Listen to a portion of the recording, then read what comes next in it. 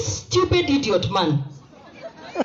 Na naongea, those are the best words I can find with my bishop in the presence. Otherwise ningetumia baya.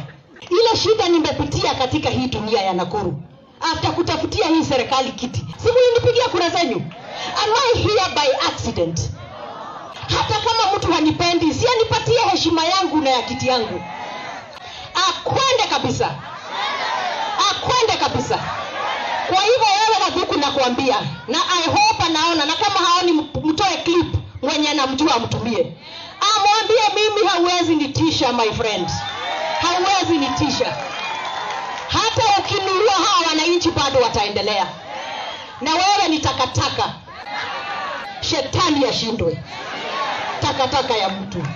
I bow down to nobody but God.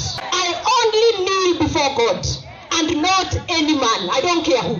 Sawa sawa. Kasuku wako